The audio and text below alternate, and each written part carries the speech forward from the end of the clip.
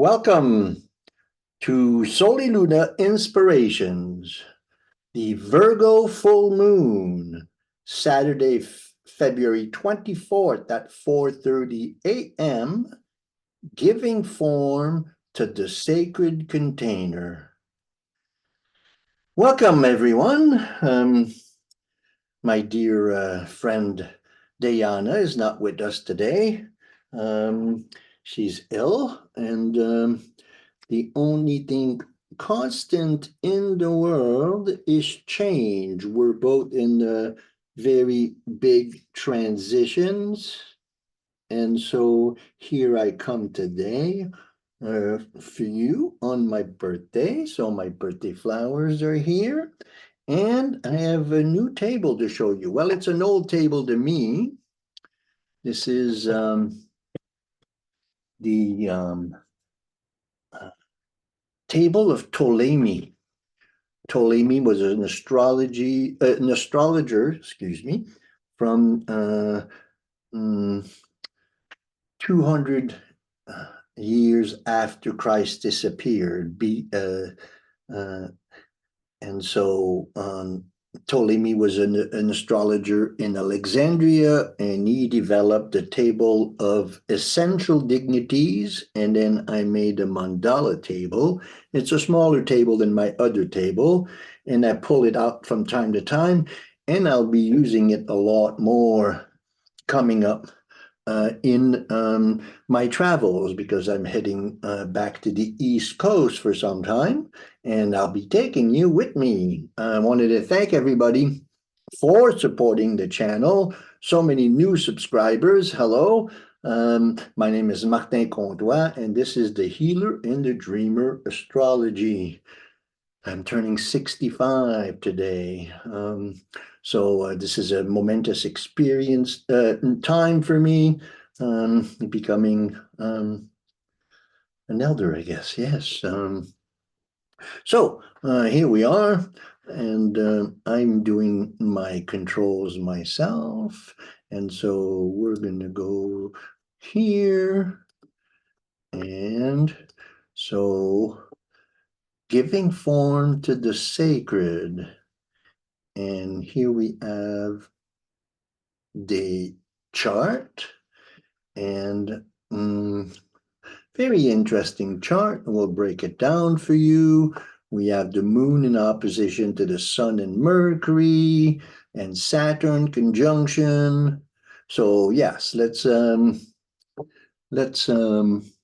give it form for you here. Actually, I was going to do something different today. I'm going to introduce, so the Western astrology system is a geocentric system. What that means is it's based on the precession of the equinoxes and the solstices. So here, these four orange lines, they're the horizon and the meridian. These 4 points are the two equinoxes and the two solstices that divide the zodiac into 4 seasons. And Western astrology is based on the fact that it is the first day of spring on March 21st, and the first day of the summer on June 21st, and the first day of fall on September 21st, and the first day of winter on December 21st. Of course, these dates change a little bit, but the system is geocentric. And then we have the sun at the full moon is at 5 degrees of Pisces. So the Piscean sun, it's normal to feel a little foggy, the Piscean depth, of the ocean. Nothing is very clear. It's a kind of a intuitive feeling kind of time where clarity and intellect don't function quite as well. It's a visit to the depth. It's a renewal process. It's the return into the womb so that I can be born again. So Pisces can feel a little bit like a death. And then when sun comes into Aries, then there's the rebirth of the sun. And the moon is also at 5 degrees. So then we have a full moon, Virgo moon, Piscean sun. And so we talked about the axis of transcendence. So the moon, Virgo, the moon in Virgo seeks to make everything perfect in the world by making it all so well organized that one can transcend the world, whereas Pisces seek to just simply get out of the material world. And so then if Virgo moon wanting to really be anchored in the world, and a Piscean sun kind of want to dissolve into the oneness in the mother. So very interesting paradox and tension between this Virgo moon and Piscean sun. Few other interesting factors is that Mercury is also in Pisces. We'll bring the sun and the moon a little closer to give him a little more space because they're closer to the earth. And Mercury is in conjunction, but it's the inferior conjunction. That means that Mercury is passing behind the sun. And it's one of the two conjunctions in the 3-month cycle of the Mercury sun, of the Mercury and sun. So then we have a Sun, Mercury, and then we also have a Saturn, Lapis, also behind the Sun from our perspective of the Earth. So show you on the sign there. So we have Mercury and Saturn. So Mercury and Saturn in conjunction with the sun in opposition to the moon. So then what does that flavor like? So Mercury is it's the god of communication, gathering information, transformation of that information into something that both the sun and the moon can utilize. So it's the communicator god. It facilitates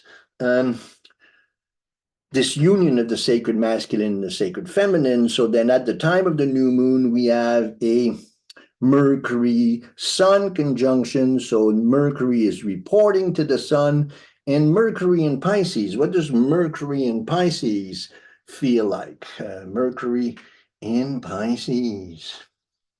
I have my sun and my Mercury are just about right here. My sun is at 2 degrees Pisces and my Mercury is at 8 degrees Pisces. So I'm very familiar with Mercury and Pisces. And if you watch my show, I communicate in a very Piscean kind of way, in a very Mercury and Pisces. It's not methodical. It's strongly influenced by that Piscean depth. And so it's very emotional and kind of intuitive as well. Mercury in Pisces is giving a voice to the other world, to the otherworldly. So then Mercury in Pisces, and then Saturn's here. Now, Saturn in Pisces, we talked about it. We have a beautiful video on Saturn in Pisces, which I will give you a link at the end of this video to go see if you want. It covers the whole period of 2.5 years that Saturn is into Pisces. And it's about, Saturn is the limit of the individual, and Saturn in Pisces, it's about creating the safe container, creating the ship that will cross the great waters, to use a metaphor from the I Ching. So Saturn in Pisces wants to have a solid boat to cross over that great water. Mercury, it's about the communication and downloading, sacred information. And then with the sun and the moon, So that kind of gives form to a lot of what's going on. I think that my signs here are a little smaller. There's also Neptune in Pisces. Wanted to make some room for Neptune. Neptune's much further away. Neptune's been in Pisces for, about 10 years. Neptune takes 12 years to go through a sign. And so then Neptune in Pisces, Neptune co-rules Pisces. And so that depth, so we've had this last generation there, the last 10 years or so, Neptune's been in Pisces, really encouraging us to want to merge back into divinity. And any way we can do that. The paradox with Neptune is that, whether I'm a couch potato or a mystic in the forest or a drunk in the gutter, it's the same experience of letting go of the material world. So then, there's a problem. There's a tendency to get lost as it is in Pisces. And so this Neptunian Piscean energy has been something really familiar with us. And here we have these 4 planets and Sun, Mercury, and Saturn in not exact conjunction, but Mercury's in exact conjunction. Saturn is at 8 degrees directly on my Mercury, and then that moon at 5 degrees on the other side. And so that's the moon. And as for the rest of the planets, we have I hope you like this way of presenting it when introducing the different actors as they go. And so we have Venus here in Aquarius and Mars in Aquarius in a conjunction. Venus-Mars conjunction. And that Venus-Mars conjunction has just passed by Pluto. So Venus, Mars, Pluto. We've talked about this ever since we did our prediction on 2024, which you can also look at in our video series, a breakdown of 2024. We talked about how the beginning of 2024 was going to be informed by all Mercury, Venus, Mars, and the Sun, all at the beginning of the year, making a conjunction with Pluto. I don't know how you've been experiencing that. We just experienced the last conjunction, Venus to Pluto, on Saturday the 17th. And so it's still very fresh in our minds. And I know everybody I talked to, and I know collectively, this experience of Pluto, death and rebirth, especially the death part of it as the conjunction occurs. So that's been a major factor in our process. Then we have Chiron in Aries. And then we have the main event, the main astrological. Let's put the North Node there, because the North Node is in conjunction with Chiron. We'll talk a lot more about that conjunction, that Chiron conjunction with the North Node, with the coming eclipse season that is coming in the beginning in the month of Aries, so the beginning of the astrological year. So we'll experience that, and we'll also experience in April an exact conjunction of Jupiter-Uranus. That's the last video we put out. That conjunction of Jupiter-Uranus is really being felt. Well, we've been feeling that Pluto thing, and it's interesting because Jupiter here, Uranus here, is in square to Venus, Mars, Pluto. So it's like, the polarity between the enthusiasm and creative revolution of Jupiter, Uranus versus the deep, experience and ending of relationship cycles and beginning of new cycles, and this Plutonian, death and rebirth.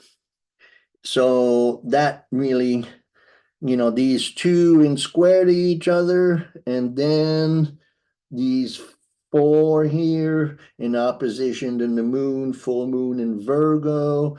That's kind of and it kind of looks like a big sailboat, huh? We'll see it. But here, let's give you a different perspective of it. Let's move it. Okay. Not as flexible as my larger table, huh? But we don't want to throw everything out with the backwater. Here we go, here we go.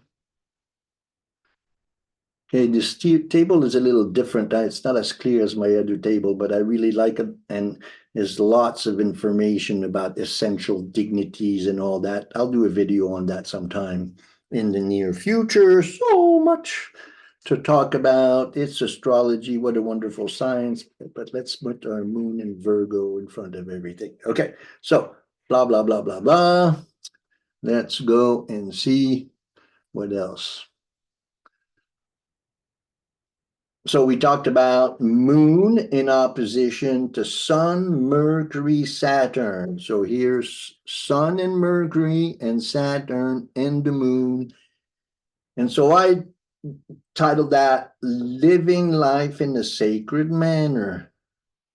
So that's that safe container, so making spiritual practices, it's the part of creating sacred containers. That's the sacred container that we're creating. Then we have the Venus, Mars conjunction, square, Jupiter, Uranus conjunction. So that's a creative beginning in relationship. So we see Jupiter, Uranus here in square to Venus, Mars, and also Pluto. So that's kind of the tension, and that's kind of that sailboat that we're talking about in terms of a form. So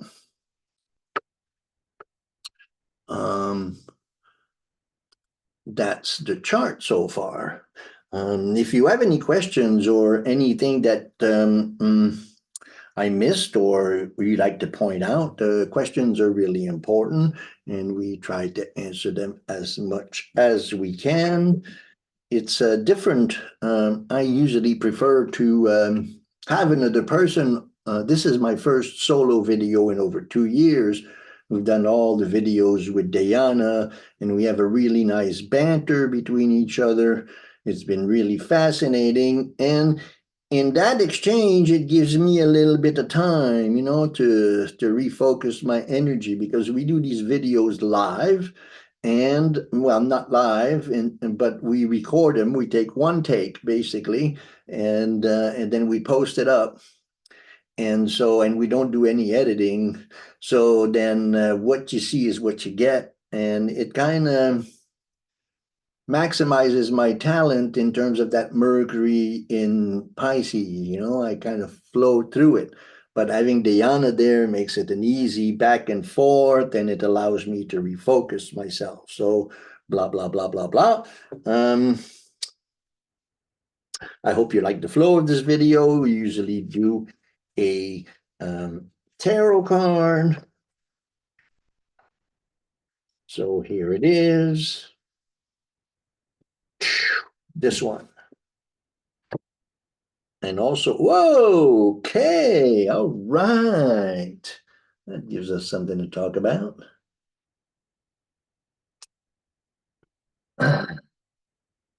The devil. And so look at the symbolism of the devil. So you have the lovers, and you have the devil. Now, the devil in astrology is Saturn. But we can also look at Venus, Eve, and Mars, Adam and Eve, or the lovers. And so we could look at the conjunction of Venus and Mars and the devil as Pluto. So then let's talk about that a little bit, and then we'll look back on that conjunction of Venus and Mars. There's a lot that has been exposed through that. So we're on the 21st of February right now, and we had the conjunction of Mars and Pluto as Mars was entering into Aquarius right on the 13th of February. And then now the Venus Pluto conjunction happened on the 17th. And then the Venus Mars conjunction, which is still very, very close to Pluto, is in conjunction exactly on the 21st of February. So then the card of the devil. Now, the devil, being chained in the material world is one thing, but also the devil, as Saturn, the devil is the the paradoxical opposite of the god of light. And so, God and the devil, and then we have the mythology of Jesus Christ, and also in Islam as well, Adam and Eve, and in Judeo-Christian, so all Western religions, we have this concept of the devil, and that we like to project on the others, of course, and then we have this Adam and Eve conception, and here the Adam and Eve is being chained to a block under the supervision of the god of the earth, of the king of the darkness. And so I think these times can really feel like this with this Venus, Venus and Mars together. When they come into a conjunction, that's a beginning of a new cycle in relationships. So then, because both of them made conjunctions, we find that many of us are challenged in relationships, that relationships are dying and new ways of relating are being created. It may be that just in my relationship, I'm being forced to relate differently to my partner, or simply that there's an ending of a relationship and the beginning of another one. That's usually associated with Venus and Mars. That's a cycle of 2 years. And then with that Pluto gives us that that devil card. Very interesting. Please let me know what you think about that and how you feel about this, and if it ties up with your life. And then we're going to go back and we're going to give you the alchemical opportunities. So, Chung. Oops.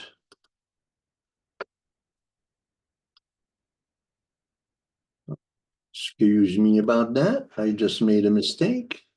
And that's why having Diana is always so nice. She handles the commands, but I'm going to get in the flow of it. Okay, alchemical opportunities. February 19th, that's the sun comes into Pisces.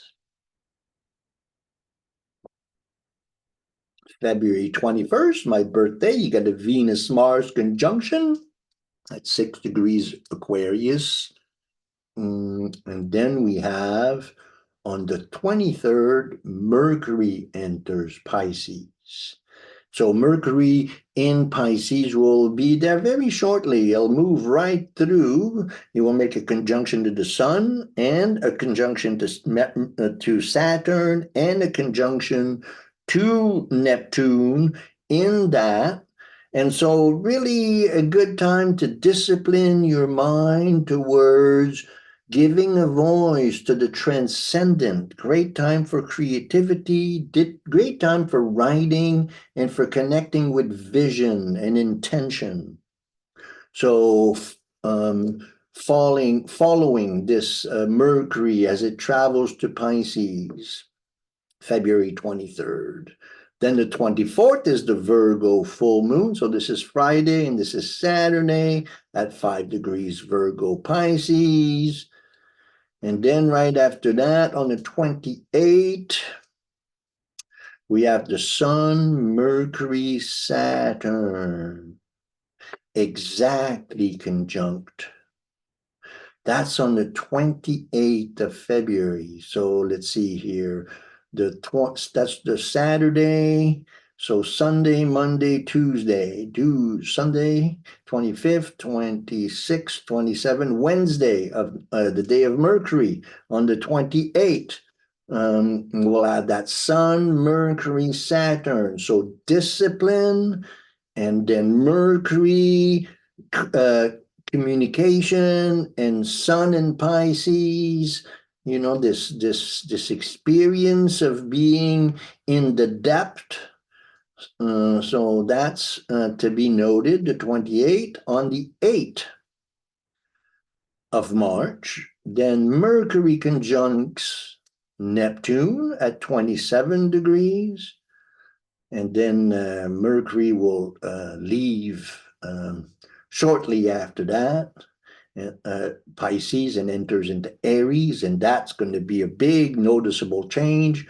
Now all the planets are going to go into Aries, first Mercury, then the Sun, and then shortly thereafter Venus and Mars will come. So, and then we'll have the eclipse season in Aries. So then the new astrological year will hit with the bang. And we talked about that in our 2024 predictions.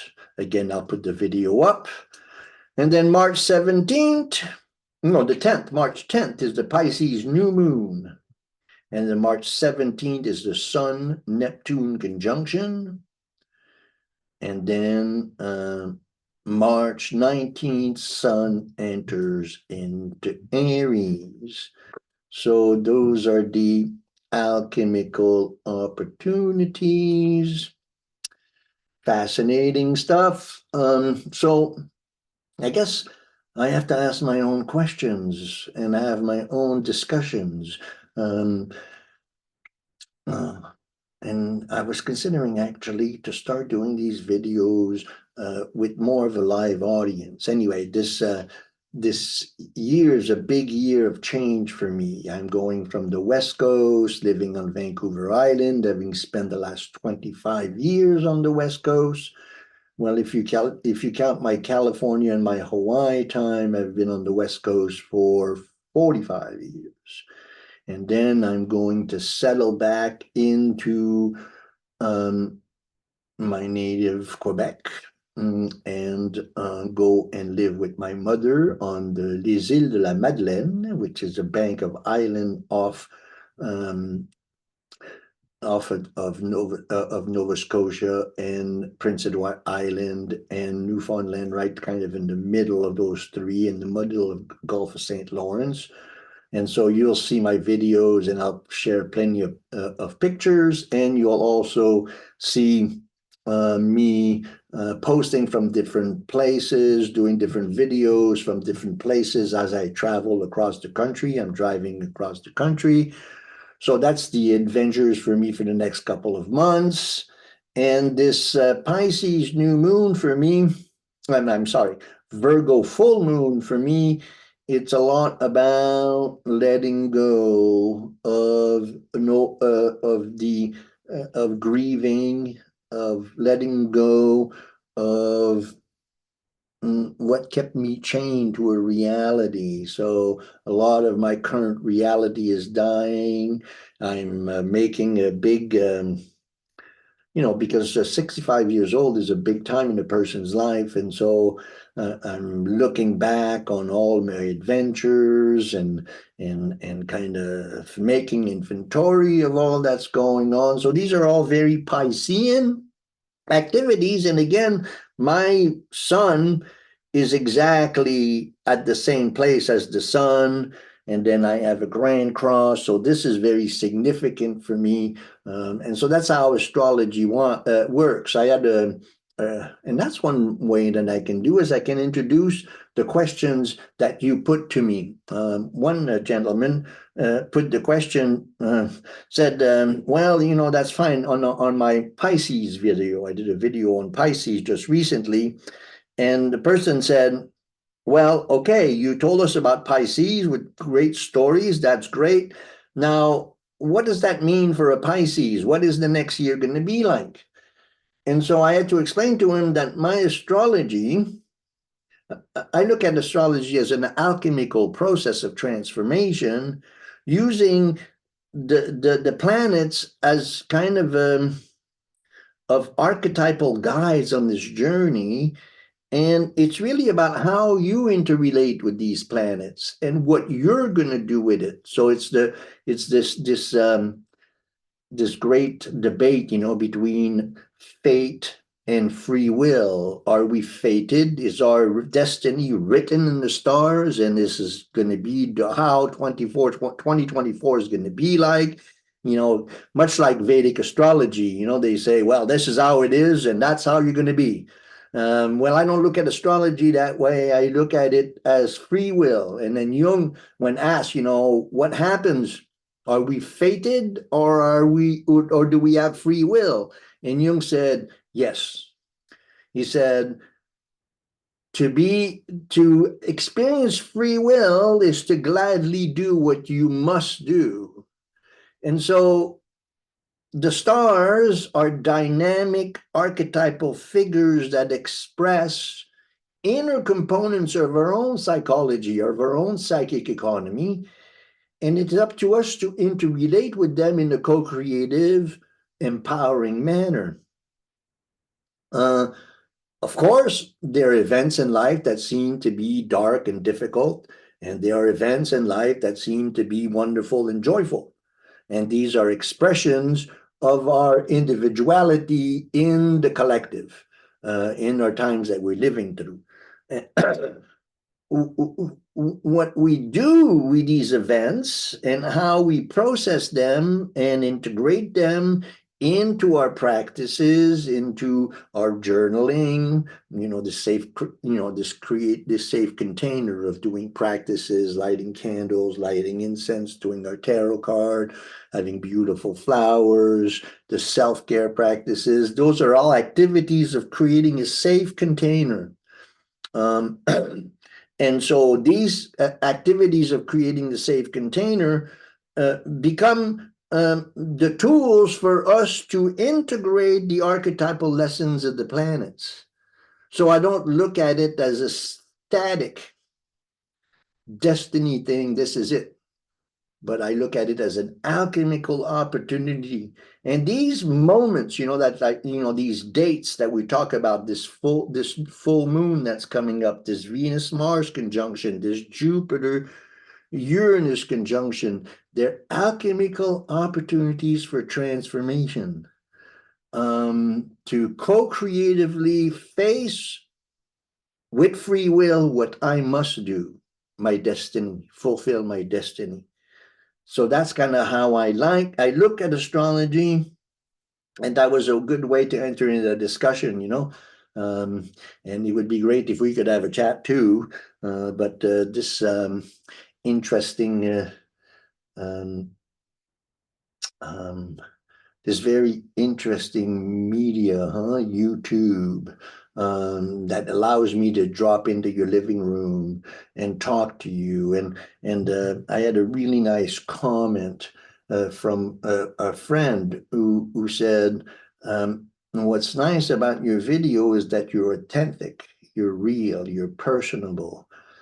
And so I put a lot of effort in being transparent and present, and not to allow the distractions of this crazy tools, gadgets, and computers to get in the way of who I am as a person. And I hope that I'm successful in translating that. I have a little anecdote. How come do angels fly? because they take themselves lightly.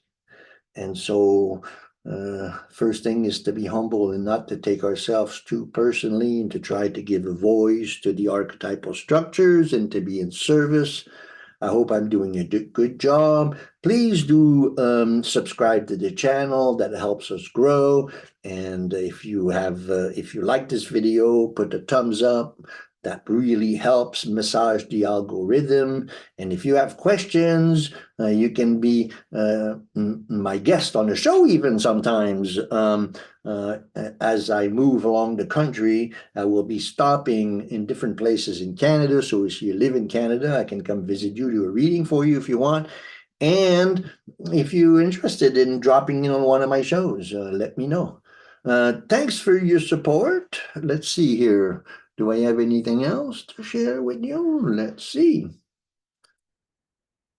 Made that same mistake again. So you click this, and you click that, and you click this. Aha, boom.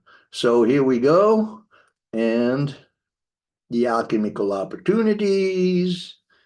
And this is the Healer and the Dreamer Astrology channel, Astrology, Alchemy, Dreams, and the Psychology of Carl Gustav Jung.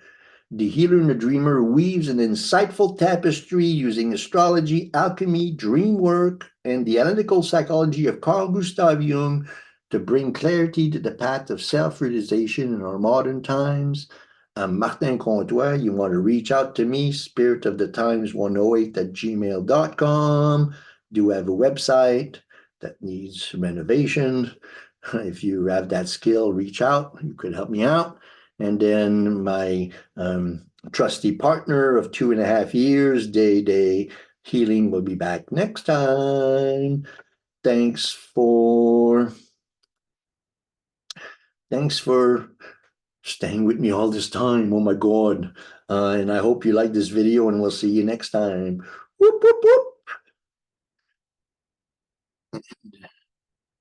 No, where do I end here? Oh yeah.